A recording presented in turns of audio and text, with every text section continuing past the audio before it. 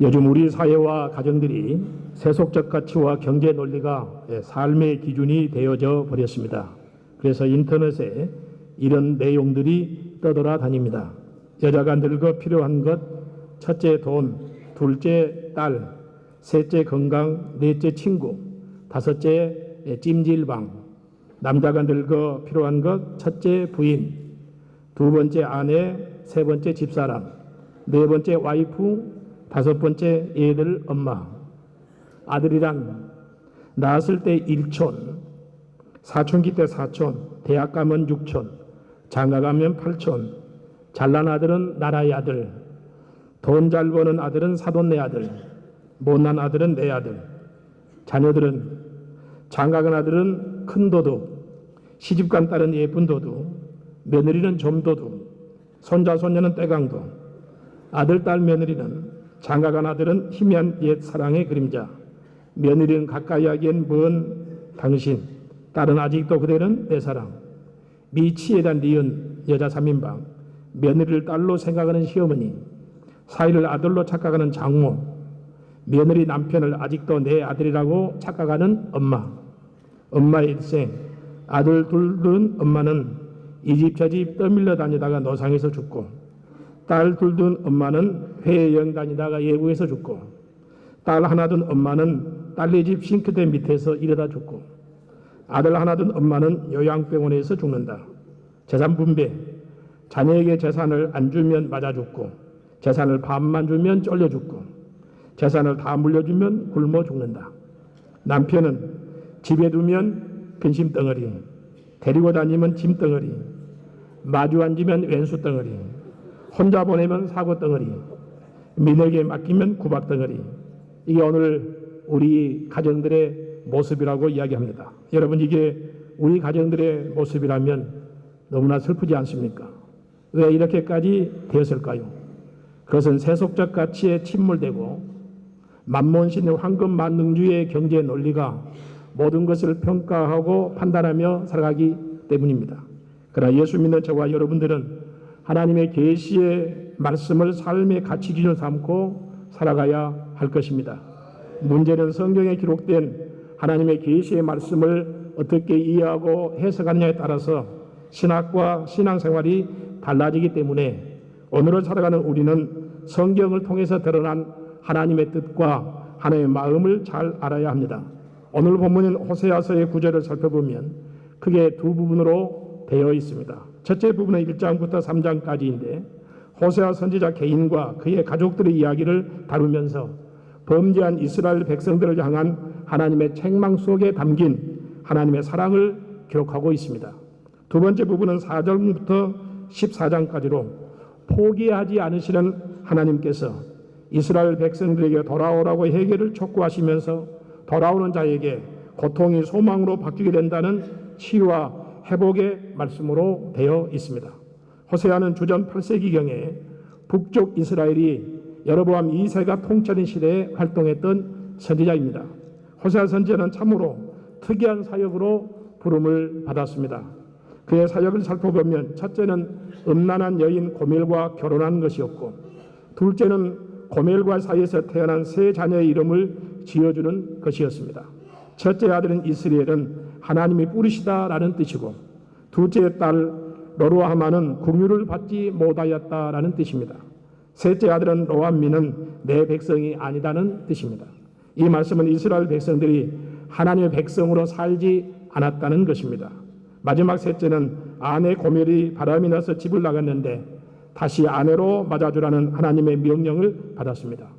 호세아 선지자가 활동했던 그 시대는 경제적으로 풍부하고 안정되어 있고 정치적으로 안정되어 있으며 모든 삶이 부여할 때였습니다.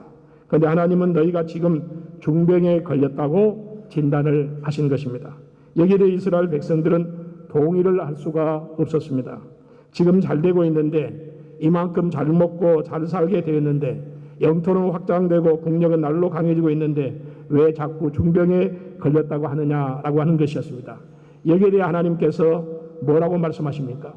호세아 4장 7절에 보면 너희는 번성할수록 내게 범죄하고, 13장 6절에 보니까 너희가 배부름으로 마음이 교만하여 나를 잊었다고 말씀하십니다. 이 말씀이 이스라엘 백성뿐이겠습니까? 오늘을 살고 있는 우리에게 주시는 말씀이 아니겠습니까? 지난 60년대, 70년대에 비하면 지금 우리가 얼마나 잘 살고 있습니까? 그런데 이렇게 잘 사는 나라가 되어서 지금 어떻게 되었습니까? 잘 먹고 잘 살고 풍부해지니까 교만해서 하나님께서 도와주시면 좋고 도와주지 않아도 돈만 있으면 얼마든지 살아갈 수 있다는 황금 만능주의에 사로잡혀 살아가고 있습니다. 여러분들은 지금 내 영적 상태가 어떻다고 생각하십니까? 말씀을 들을 때마다 괴롭고 마음이 아파할 줄 알고 고통을 느낄 수 있다면 그것은 큰 축복일 것입니다. 하나님의 말씀을 들을 때마다 영적인 통증이 있기를 바랍니다. 하나님의 말씀을 들을 때마다 영적인 지각, 증세가 예민해지시기를 바라는 것입니다. 본문 1절에 보면 오라 우리가 여호와께로 돌아가자. 여호와께서 우리를 찢으셨으나 더러 낫게 하실 것이요 우리를 치셨으나 싸매어 주실 것임이라 라고 말씀하고 있습니다. 그렇습니다. 여호와께서 우리를 찢었지만 더러 낫게 하시고 우리를 찢으셨으나 싸매어 주신다고 말씀하고 있습니다. 오늘 이 본문이 이 시대를 살아가는 우리들 그리고 우리 교단과 전국 장로에 주시는 메시지가 아니겠습니까? 그것은 세속적 가치에 침몰되고 만몬신인 황금 만능주의와 경제 논리로 하나님을 멀리하고 하나님의 안타까운 마음을 깨닫지 못하고 살아가는 우리에게 비본질적인 것을 붙잡고 살아가는 저와 여러분들에게 하나의 마음을 깨닫고 하나님께로 돌아오라는 말씀입니다. 그런가 하면 우리를 향하신 하나님의 마음은 우리가 하나님을 아는 지식을 가져야 한다는 것입니다. 하나님을 아는 지식이 없으면 망합니다. 하나님이 누구신지 어떤 일을 행하시는지 모르면 망한다가 호세아 선지자가 외친 중심 메시지입니다. 현대인들은 서로 각자의 문화와 사고의 차이를 수용하면서 각자의 가치를 인정하여 서로 다름을 주장하는 종교 다원주의 사조에 침몰되어 자기 중심적인 삶을 살아가고 있습니다. 지금 우리가 살고 있는 이 시대만큼 자기 중심주의와 개인주의를 대량으로 생산하고 유포시킨 때가 있었을까 싶습니다. 현대사회 시스템이 자기 중심주의를 극대화시켜서 개인주의가 공룡처럼 커져 있습니다.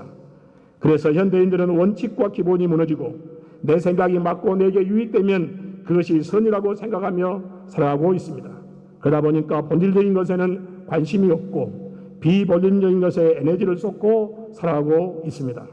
우리의 겉모양은 이전보다 훨씬 더 화려해지고 세련되어 있는데 깊이 들어가 보면 지실대로 지쳐있고 현실에 쉽게 타협하고 순응하고 신앙의 정체성을 잃어버리고 세속적 가치와 황금 만능주의에 침몰되어 썩을 대로 썩었고 망가질 대로 망가져 있습니다.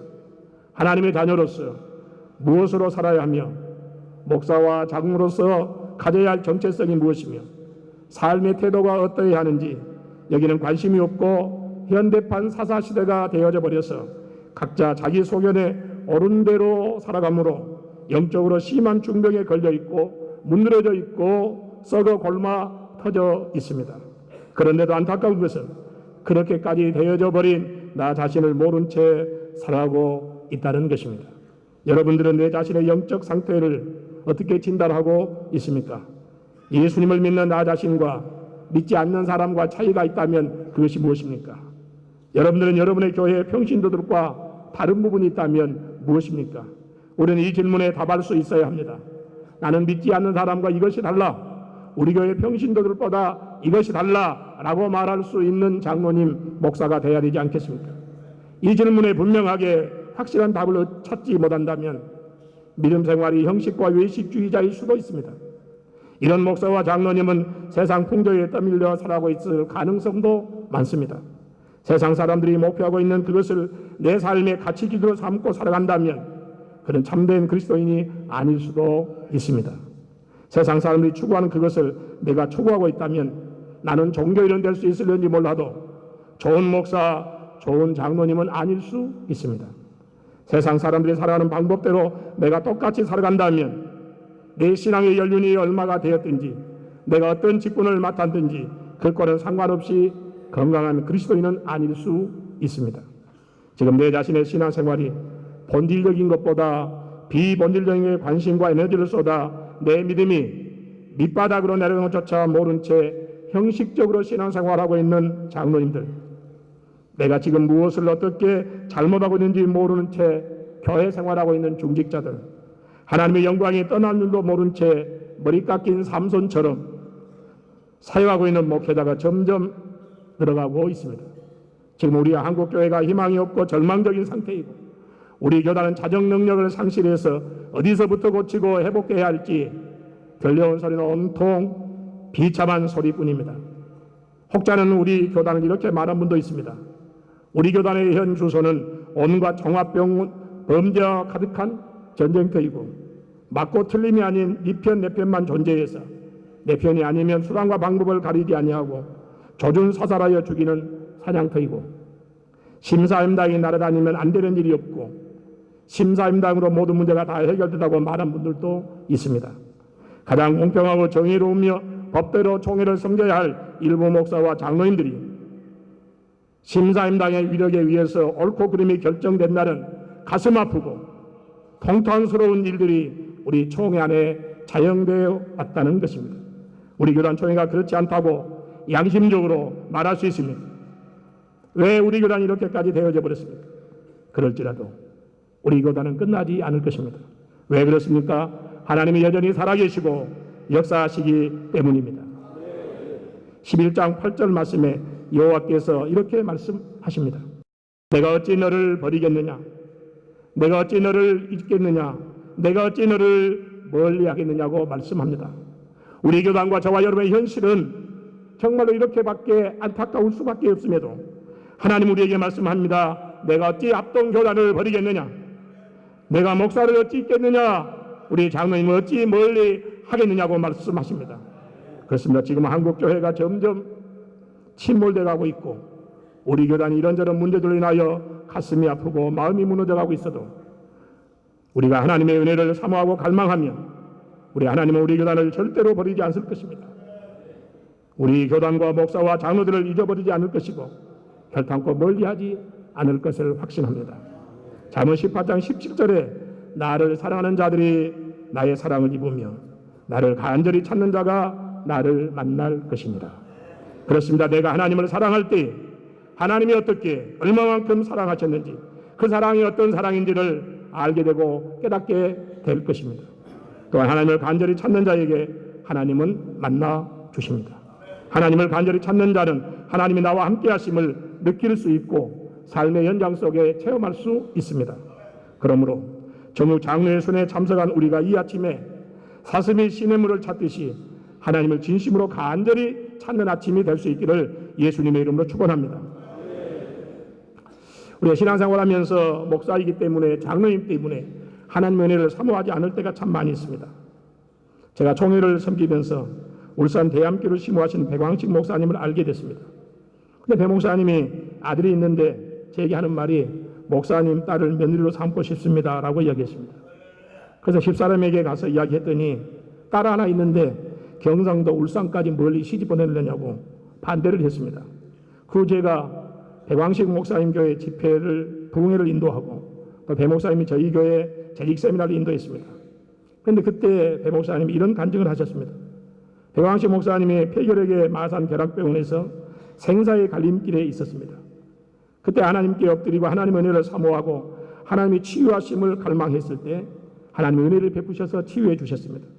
어느 날 목회 현장에 힘들어져서 하나님을 갈망하지 않으면, 하나님의 은혜를 갈망하지 않으면 목회 현장이 힘들겠다는 생각이 들어서 지난날에 가장 힘들고 어려웠을 때 마산 결핵병원에 있을 때를 생각하면서 하나님을 찾고 하나님의 은혜를 갈망했던 그 믿음을 잃어버리지 않기 위해서 매 주일 밤 예배 후에 비가 오나 눈이 오나 울산 뒷산에 올라가서 바위 위에서 13년째 하나님의 은혜를 갈망하는 기도를 하고 있다고 합니다.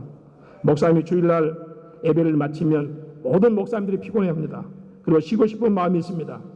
그런데 배 목사님은 비가 오나 눈이 오나 비옷을 입고, 그리고 눈이 오면 외투를 입고 핫백을 손에 짚고 산에 올라가서 기도를 합니다. 저와 제 아내가 이 간증을 듣고 은혜를 받아서 딸을 며느리로 시집을 보냈습니다. 여러분, 우리는 하나님의 은혜를 간절히 찾아야 되는 것입니다. 하나님의 은혜를 갈망해서 지난해 은혜를 받아서 목사가 되고 장로님이 됐는데 오늘 현재 우리의 현주소는 어떻습니까?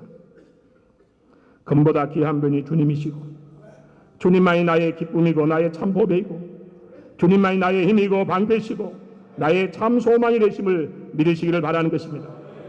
우리가 하나님의 은혜를 갈망하고 하나님을 다시 찾고 하나님께로 돌아가야만 하는 것입니다.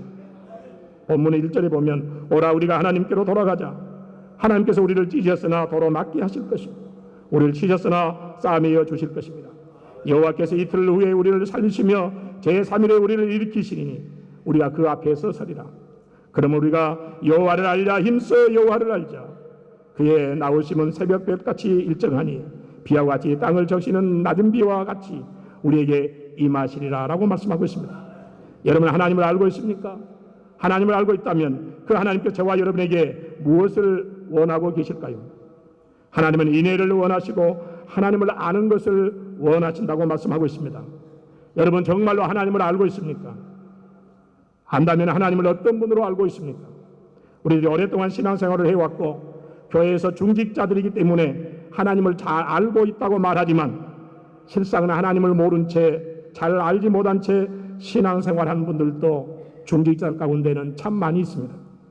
또한 누군가를 잘 알고 있다고 말하지만 실상은 잘 모릅니다. 여러분 저에 대해 잘 알고 있습니까?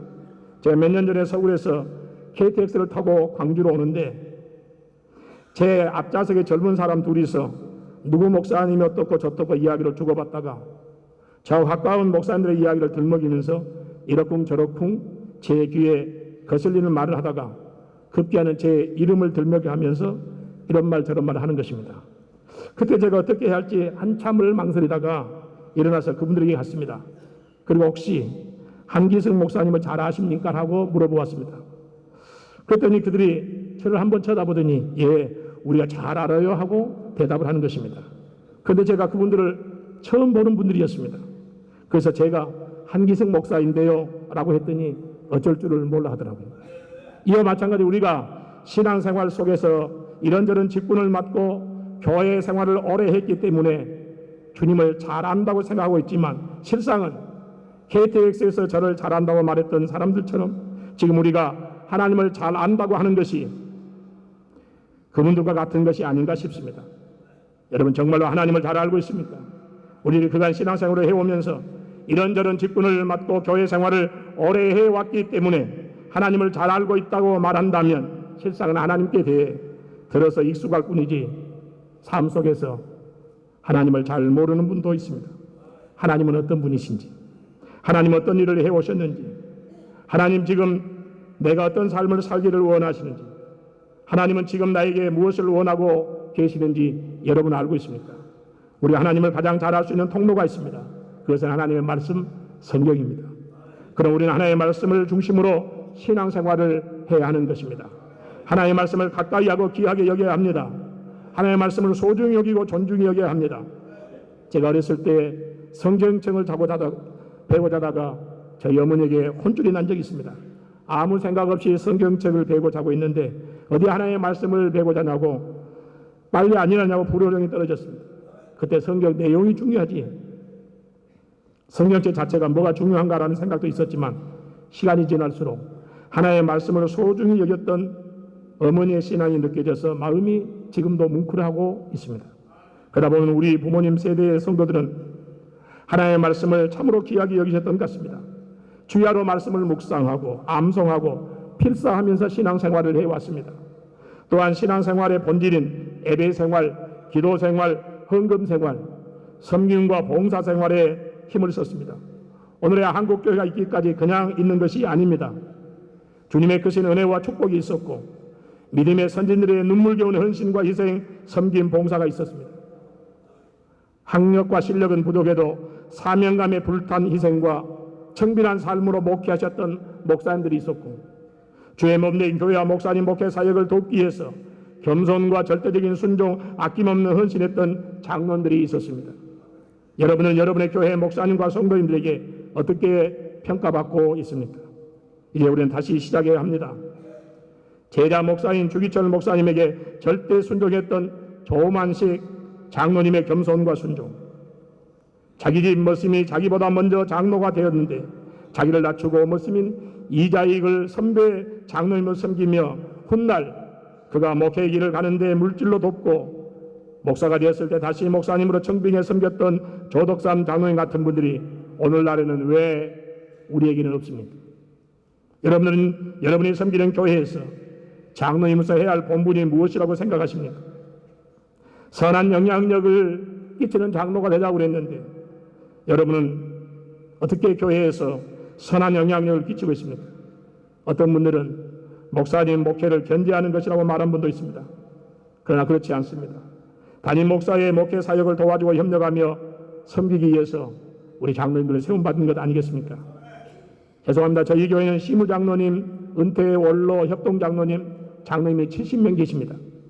그 중에 신앙의 본질은 예배생활, 헌금생활, 전도생활, 기도생활, 봉사생활에 힘쓰는 분들이 많이 있습니다. 그런가 하면 예배생활, 기도생활, 헌금생활, 그리고 전도생활에는 관심이 없고 교회에서 어떤 감투를 쓰고 자기 권리를 주장하고 자기를 내는 데만 관심 있는 장로님도 꽤 많이 있습니다. 정말 죄송합니다. 저희 선임 장로인 서영기 장로님은 제가 은퇴하면 목사님 아파트를 당신이 사주겠다고 매달 적금을 부고 있습니다. 저희 교회 당에 서기신 이민호 장로님과 또 육초수 장로님은 매주 토요일만 되면 목사님 건강을 위해서 저희들이 어떻게 쓰임받을까 생각해서 대전 이남의 산들을 다니면서 더덕을 캐 오십니다. 그래서 아직까지 더덕이 한 번도 떨어진 적이 없습니다.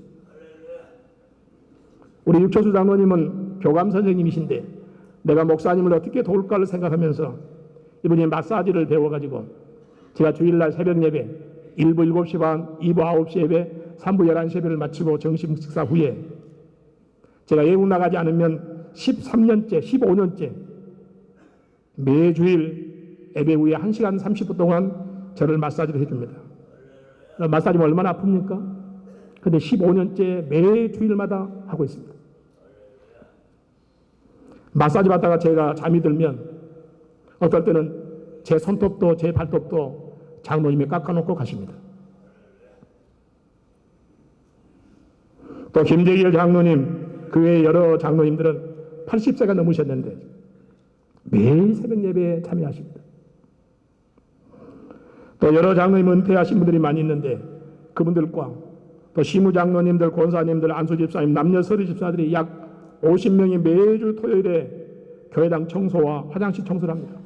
저희가 연금평 5,000평인데 사찰 집사가 없습니다. 매주 토요일마다 장로님들이, 권사님들이, 집사님들이 오셔서 청소하시고 화장실 청소를 하십니다. 그 주일날 3부 예배 후에 약 1,300명이 식사를 하는데 역시 장로님, 안수집사님, 권사님, 집사님들이 식사를 준비하고 식사 식기를 닦습니다. 또 하나 한약방 하신 우리 장재성 장로님 있는데 내가 목사님 건강을 위해서 어떻게 섬길까 하다가 13년 동안 홍삼을 다려서 지금도 13년 동안 한 번도 끊어진 적이 없습니다. 85세가 되신 김재길 장로님 있는데 매주 토요일마다 저희 교회당 4층 화장실 청소를 하십니다. 그리고 성경책을 8권째 쓰고 계십니다. 처음에 쓴 성경은 교회에 기증하시고 두 번째 쓴 성경은 광신대학교에 기증하시고 세 번째 쓴 성경은 큰아드님, 네 번째는 큰며느리, 다섯 번째는 둘째 아들, 여섯 번째는 둘째 며느리, 그리고 일곱 번째 7권을 성경을 쓰셨는데 딸에게, 그리고 지금 85세가 됐었는데 8권째 성경을 쓰고 있습니다. 그것은 김장로님 사모님 되시는 차권사님에게 주기 위해서 성경을 쓰고 있습니다. 그런데 오늘날 현대의 그리스도인들은 이처럼 귀하고 아름다운 신앙의 선지들의 섬김과 봉사 그리고 믿음을 놓치고 있지 않나 하는 생각을 갖습니다. 어느 시대든지 하나님의 말씀을 귀하게 여기면 부흥의 역사가 일어나지만 하나님의 말씀이 희귀해지면 영적인 암흑기가 도래하는 것입니다. 그렇다면 우리 교단과 그리고 저와 여러분들 부흥의 역사가 일어나고 있습니까? 아니면 영적인 암흑기입니까? 우리가 섬기는 교회의 부흥과 우리 각자의 심령의 부흥을 간절히 갈망한다면 하나님을 더 알아가기로 결단하고 하나님을 바르게 알아가는 데 힘써야 하는 것입니다. 세상 것에 대한 탐심 때문에 우상 공장이 되어버린 우리의 마음을 하나님께로 돌이켜야 되지 않겠습니까? 세상 것을 노려다 하나님의 은혜와 축복을 잃어버리는 소탐 대실해서는 안 되는 것입니다. 이사야 1장 5절 6절에 이렇게 말씀합니다. 너희가 어찌하여 매를 더 맞으려고 더욱더 패역하느냐. 온 머리는 병들었고 온 마음은 피곤하였으며 발바닥에서 머리까지 상한 것이 없이 상한 것과 터진 것과 새로 맞은 흔적뿐이거든 그것을 짜며 싸매며 기름으로 유하게 함을 받지 못하였도다. 이 말씀 속에 때리시는 하나님의 마음이 아프다는 것입니다. 여러분 자녀를 때려본 적이 있습니까? 마음이 얼마나 아픕니까? 그럼 우리는 하나님의 진노 속에 담긴 하나님의 사랑을 알아야 합니다. 그리고 하나님께로 돌아가야만 합니다. 우리가 하나님께 돌아가면 하나님은 싸매 주시고 고쳐주시고 회복해 주시고 치유해 주실 줄로 믿습니다. 우리가 하나님께 돌아가는 것이 무엇입니까? 신앙의 본질인 예배생활, 기도생활, 섬김과 봉사에 힘쓰는 것입니다. 그것을 돌아가는 거예요. 오늘 한국교회 있기까지 이런 믿음의 선진들의 이 신앙의 본질에 힘썼기 때문에 오늘의 한국교회에 있는 것 아니겠습니까? 그 어느 날부터 이제 교회 안에 세속적 가치 기준의 합리성과 경제 논리가 교회 안에 침투해 와서 신앙은 온데간데 없어집니다. 우리는 신앙의 본질에 힘쓰고 비본질의 것에 관심 갖지 말아야 합니다. 어떤 교회는 주일 예배 후에 당회를 4시간 동안 하면서 시간이 되면 밤 시간 되면은 당회는 빠짐없이 참석하는데 밤 예배는 참석 안 하고 가는 장면도 많답니다. 뭐가 본질입니까? 사랑하는 여러분, 의무에 적극적이고 권리에 소극적이 되시기를 바라는 것입니다. 많은 장로님 목사님들이 자기가 해야 할 의무에 대한 관심이 없어요. 그리고 권리만 내세운 것입니다. 여러분 권리 내세우면 그 생애가 아름답지 못합니다. 추합니다. 부끄럽습니다. 그러나 목사가 장로가 자기의 의무에 힘쓰면 모든 사람이 존경합니다. 세상 것을 향한 욕심과 교만이 내 마음속에 오랫동안 자리 잡고 있는 만몬신의 우상을 한국교회 우리 교단은 몰아내고 타파해야 합니다. 하나님을 진실하게 바로 알기를 결단하고 하나님의 말씀을 사모하면서 하나님의 은혜를 갈망하기를 바랍니다. 그래야 우리는 진심으로 하나님께 돌아갈 수 있어요. 하나님께 돌아가는 것은 하나님과의 바른 관계를 회복하는 것입니다.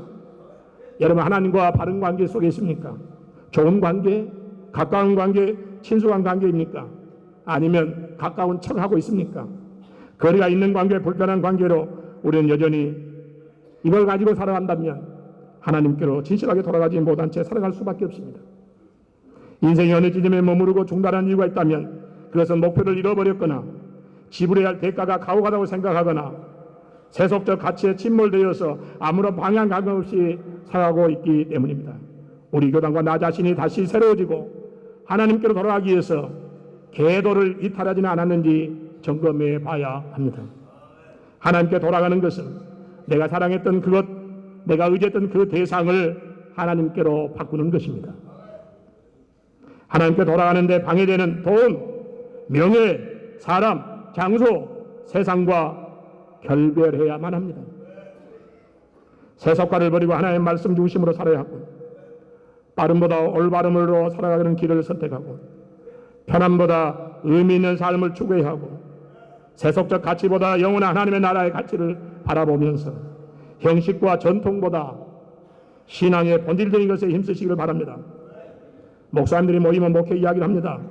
어떤 목사님은 말하기를 전국 장로회 수련회 다녀오신 장로님들이 얼마나 목회에 힘이 되는지 모른다고 그렇게 말하시는 목사님도 있습니다. 그럼 어떤 목사님들은 전국 장로회 앞장서 활동하신 분들이 교회에서 본이 못 되는 장로님도 많이 있다고 말합니다. 전국 장로회 수련회 다녀오면 좋은 것을 배우신 장로도 있지만 안 좋은 것을 배워서 목사님들의 목회 사역을 힘들게 하는 분도 있다고 말하는 분도 있습니다. 이제 저와 여러분들이 달라져야 합니다. 우리 교단 총회와 지교회가 달라지지 않으면 점점 침몰되고 무너지고 말 것입니다. 이번 전국 장로회 수련회 섬기는 저와 여러분들이 이제 이 수련을 마치고 교회에 돌아가시거든 하나님과의 관계에서 하나님을 바로 알기를 힘쓰시고 하나님의 은혜를 갈망하는 장로님 되시기를 바라고 하나님께 돌아가기 믿는 삶을 살기 위해서 날마다 내 자신을 죽이며 살아가는 장로님 되시기를 바라는 것입니다. 교회와의 관계에 있어서 신앙의 본질인 예배 생활, 기도 생활, 헌금 생활, 그리고 섬김과 봉사의 생활에 힘쓰시고 신앙의 비본질적인 권리 행사에 관심 갖지 말고 본질인 의무에 충실할 뿐 아니라 월권하거나 직무유기하지 않는 장로님 되시기를 바랍니다. 담임 목사의 관계에 있어서 목사님의 목회 사역에 힘이 되어야 하고 목사님의 좋은 간증의 대상이 될지언정 목사님을 힘들게 하거나 발목 잡는 자가 되어서는 안 됩니다. 여러분이 한 가지 사실을 물어보고 설교를 마치려고 합니다. 여러분의 아들과 딸이 중병에 걸렸습니다. 그 딸이 수술을 받아야 하는데 피가 부족합니다. 그 딸에게 누군가가 피를 수혈해 줘야만 수술할 수 있고 살릴 수가 있습니다. 그 딸이 여러분의 딸이라면 피를 수혈해 주겠다고 생각되시는 분들은, 그런 마음이 있는 분들은 오른손을 한번 들어보십시오. 안 되신 분은 그런 마음이 없습니까? 손 내리십시오. 그렇습니다. 내가 아버지이고 어머니이기 때문에 우리 손을 다 든 것 아니겠습니까? 그 마음이 우리 교단과 저와 여러분을 향한 하나님의 마음일 것입니다. 우리 하나님은 우리 교단과 저와 여러분들을 절대로 버리시지 않습니다. 내가 어찌 너를 잊겠느냐? 내가 어찌 너를 멀리하겠느냐? 내가 어찌 너를 잊어버리겠냐고 말씀하신 그 하나님의 사랑과 하나님의 마음을 안다면 우리 하나님께로 다시 돌아가야 되지 않겠습니까? 그 출발점이 이번 수련회가 되시기를 예수님의 이름으로 축원합니다. 우리 한번 통성으로 같이 한번 말씀 생각하면서 결단의 기도를 드리겠습니다. 우리 주여 한번 같이 기도하겠습니다.